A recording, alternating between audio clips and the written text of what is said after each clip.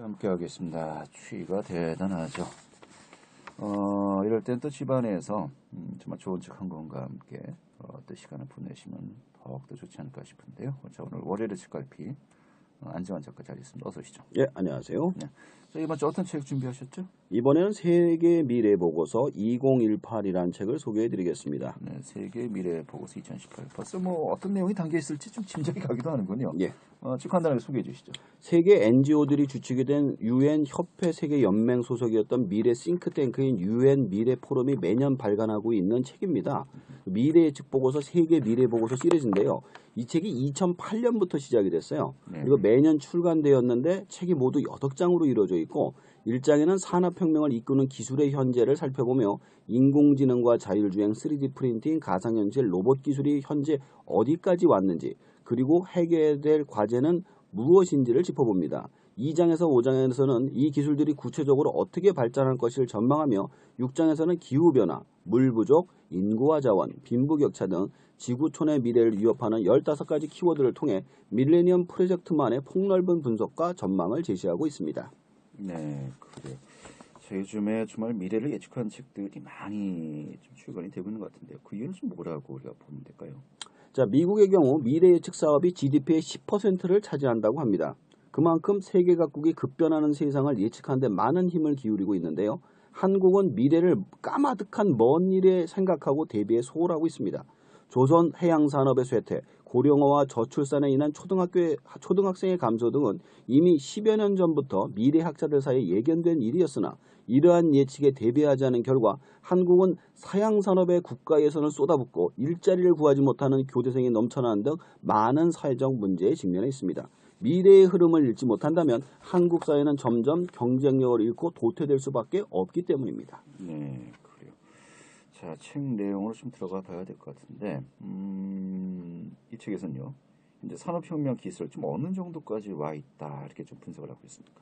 뭐 이렇게 단순하게 말씀드리기 힘들고요. 책 속에 많은 사례가 나오고 있습니다. 몇 가지만 골라 소개해드리면 우선 인공지능, 블록체인, 자율주행, 유전자 편집, 하이퍼루프, 초고속 열차 등을 이야기해 보겠습니다. 네, 그래요. 자, 요즘 또 인공지능 많이들 이야기하고 있지 않습니까? 심지어는 어떤 분들은 인공지능의 그 발전 속도가 너무 빨라서 두렵다 할 정도인데 사실 그 예전에 이세돌과 바둑대기를 벌였던 알파고 이미 구형이 되고 있다면서요? 구형이에요. 예, 그러니까 예. 알파고 제로라고 혹시 들어보셨어요? 그 알파고가 원이면 그 앞선 것이 뭐 알파고 제로다 뭐 그런 뜻인가요? 아무튼 뭐 알파고 제로 좀 이야기 들었습니다만. 그러니까 알파고 제로가 알파고 리가 이세돌을 4대1로 이긴 그 바둑 기사예요. 예, 예. 근데 알파고 제로가 알파고 리를 100대 0으로 격파했어요. 게임이 안 된다는 거죠. 게임이 안 되는 거죠. 근데 여기서 무서운 사건은 알파고 제로는 인간의 기본을 한 번도 보지 않은 겁니다. 혼자서 바둑을 둬가지고 그러니까 바둑 규칙만 그냥 입력을 했다는 거죠. 그렇죠. 예. 규칙만 입력해서 자기 혼자 바둑을 둬가지고 그 경지에 이르는 거고. 며칠 만에. 네, 그렇죠. 알파고 리는 몇 년에 걸쳐서 그렇죠. 인간의 기본을 계속 집어넣어가지고 완성을 한 거고. 그러니까 이게 뭔 얘기냐? 사람이 필요 없다는 얘기예요. 그렇죠. 예. 그리고 또 한 가지 그래서 무섭다는 거죠, 이제. 그렇죠. 무서운 거죠. 이게 사실 전쟁이거든요. 바둑이라는 게 전쟁을 기본으로 했는데 얘가 만약에 전쟁의 어떤 규칙만 집어넣으면 인간한테 전쟁을 이긴다는 얘기니까. 또 한 가지는 인간이 필요 없는 상태에서 연구가 지금 진행되는 것 중에 한 가지가 뭐냐면 인공지능 연구자가 되게 부족해요. 네. 왜냐하면 코딩의 길이가 너무 길다 보니까 수천 명이 달려붙어서 그걸 코딩을 해야 되거든요. 네. 그러다 보니까 인력난을 겪고 있던 인공지능 연구소가 연구소의 연구원을 인공지능으로 대체했습니다. 인공지능을 인공지능으로 이제 한다는 거죠. 그렇죠. 그래서 인력난에 봉착하지 아니하고 심지어는 더 빠른 속도로 인공지능 연구가 가속화되고 있습니다. 문제는 우리나라의 경우 인공지능 연구 자체가 너무 떨어져 있고 전 세계 11위라고 하는데 실제로 연구하는 나라 중에 꼴찌입니다. 거기다 연구자의 숫자 자체가 너무 많이 모자라 따라가기 힘든 상황인데 그나마도 다른 나라에서 원격으로 데려다 쓰고 있대요. 따라서 우리나라의 인공지능 발전에 따른 직업 증발의 크기가 클 것이다 라고 얘기를 해주고 있습니다. 직업 증발. 예. 직업이 없어진다는 뜻인가요? 그러니까 어느 정도 없어지는 게 아니라 대규모의 직업이 어느 날 갑자기 사라지는 걸 직업 증발이라고 합니다. 예를 들어 영국에선 1차 산업혁명 이후 농업군이 대규모로 사라졌고요. 그다음에 2차 산업혁명 후 공장업이 통째로 사라졌습니다. 이런 극심한 사회혼란과 혁명과 같은 일들이 벌어질 수가 있어요. 우리나라 경우에도 버스 안내양 어느 날 없어졌죠. 엘리베이터 결도 없어졌죠. 전화 교환수도 없어졌죠. 이게 역사를 가지고 있어요. 그런데 인공지능의 경우 고도의 훈련과 지능이 필요한 뭐 변호사라든가 뭐 아니면 뭐 과학자라든가 이런 것도 대체할 수 있기 때문에 더 큰 문제로 인식이 되는 거죠. 근데 문제는 이렇게 그 발전이 되면서 뭐 여기에 따라서 엄청난 자금의 유동성이 생기고 있음에도 불구하고 그 실체가 무엇인가 굉장히 좀 혼란스러운 사태도 많이 벌어지는데 아마 최근에 문제가 되었던 것이 지금도 되고 있고요. 비트코인 가상화폐죠. 그렇죠. 또 거기에 또 이제 수반되는 기술이 이제 블록체인 기술 아니겠습니까? 맞습니다. 그러니까 블록체인 기술이 도대체 무엇인가? 예. 이 개념을 굉장히 이해하기 힘든데 비트코인이라는 그 가상화폐에는 정말 천문학적인 돈이 또 왔다 갔다 하고 있어요. 그죠. 이게 참 문제는 문제인데 예. 일단 블록체인 좀 어떻게 이해를 하면 될까요? 그 작년까지만 해도 제가 그 비트코인 얘기할 때 게임머니라고 얘기했어요, 사람들이. 토토리죠, 뭐 사실. 도토리 그렇게 예. 얘기를 했어요. 네. 그런데 비트코인이 블록체인 기술로 만드는 거예요. 예, 그렇죠. 근데 블록체인이라는 것은 인터넷의 암호화를 통해서 디지털 세상에 한 가지만 존재할 수 있도록 만드는 기술입니다. 그러니까 사실 인터넷에서 그렇잖아요. 내가 메일을 보내면 메일을 전송하는 게 아니에요. 원격 복사를 하는 거지. 네. 내 거는 남아 있잖아요. 근데 네. 이거는 암호화로 내 거는 사라지고 상대방 거는 나타나게 되는 겁니다. 근데 비트코인 같은 경우에는 거기 일련 번호가 나와요. 그걸 보내는 순간 그 사람한테 일련 번호가 생기는 거죠. 나한테는 일련 번호가 쓸모 없어지는 거고. 네. 즉 기존의 데이터 기술은 복제 때문에 유일무이한 것을 만들 수가 없었어요. 그러나 이 기술을 통해서 사이버 스페이스 상에서 유일무이한 물건을 만들 수 있게 되면서 비트코인은 디지털 화폐뿐만 아니라 투표권이나 예술 작품 등을 만들 수 있는 길이 열리게 됐습니다. 네. 그래서 이 기술은 구텐베르그의 금속 활제에 비교되는 대단한 발명품이라고 이야기를 해요.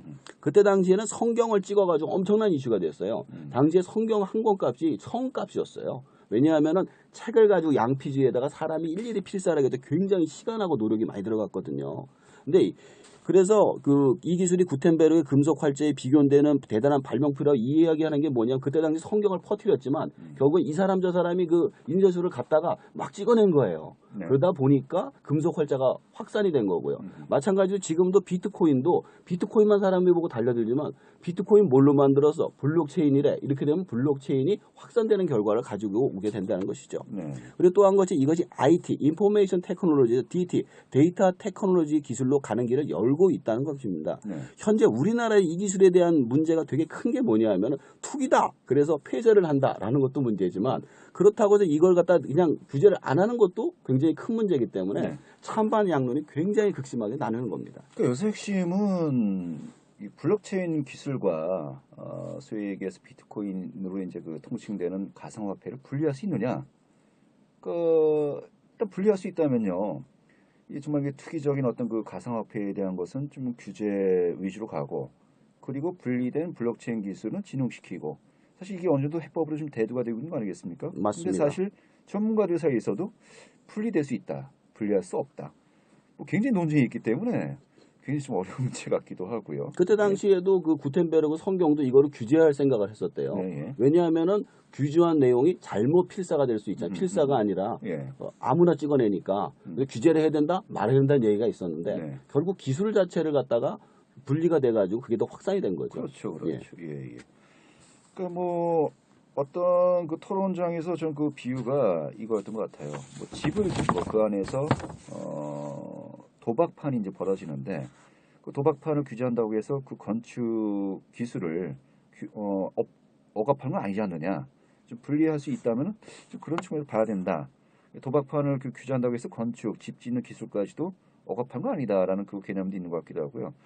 아무튼 문제는 굉장히 큰 그 자산이 오고 가는데 이 개념조차가 불명확하다. 그렇죠.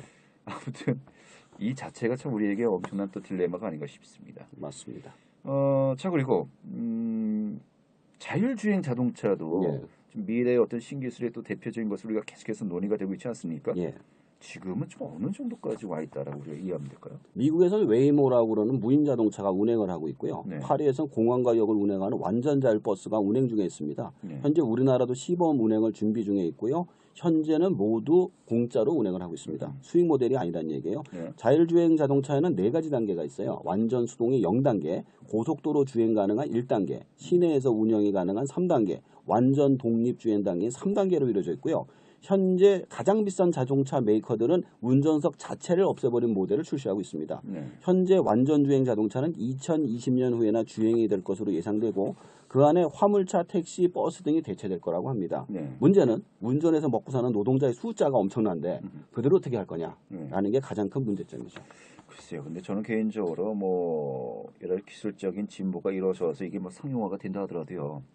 사실 요즘 그 각 차량에 이제 예전과 달리 이 전자 부품이 많이 들어가지 않습니까? 예. 그래서 뭐 요즘 계속해서 좀 논란이 되고 있는 것이 굿발진이 벌어지네 어쩌네 이제 하면서 이야기가 되고 있는데 글쎄요. 사람이 운전하지 않는 자율주행차에 나의 안전을 100% 의지하면서 믿으면서 그 차에 탑승을 할 수 있을까?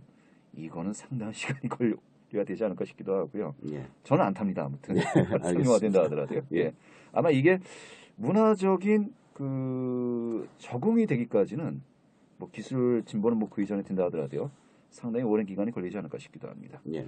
자, 그리고 사실 그 예전부터 계속해서 이야기가 나온 겁니다만은 유전자 복제 예.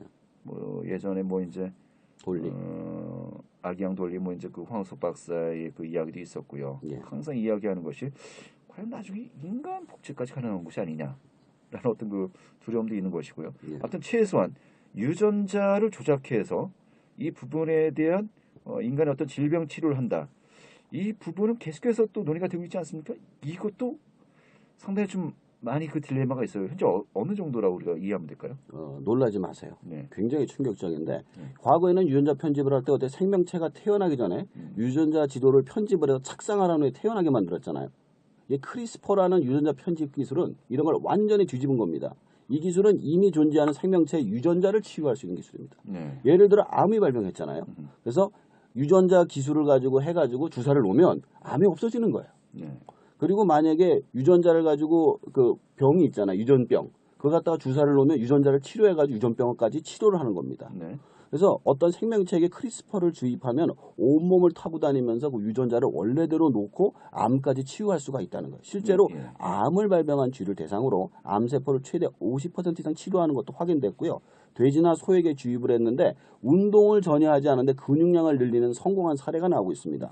만약에 이 기술이 더 발전하면 가까운 미래에 인간이 운동을 하지 않아도 근육을 키울 수 있고 네. 항암제 없이 암을 치료하고 신체적 문제를 치료할 수 있게 됩니다. 문제는 비용 때문에 가진 자와 못 가진 자의 차이가 많이 날 것이다 라는 게 문제점으로 나오고 있습니다.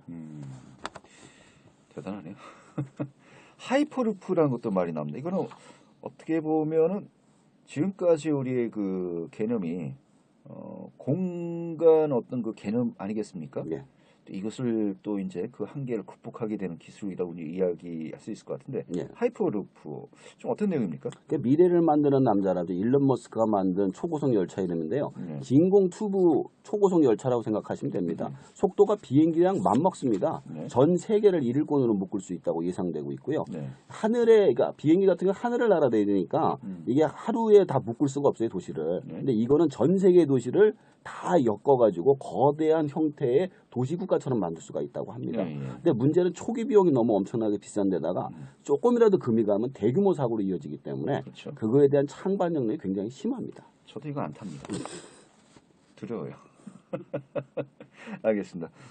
아무튼 참 예전에는 뭐 기술이 발전한다 싶으면은 참 편리해지겠다 네. 이런 정도의 개념이었다면은 요즘에는 야 이게 실제로 상용화되면은 어떻게 변할까 좀 두렵다.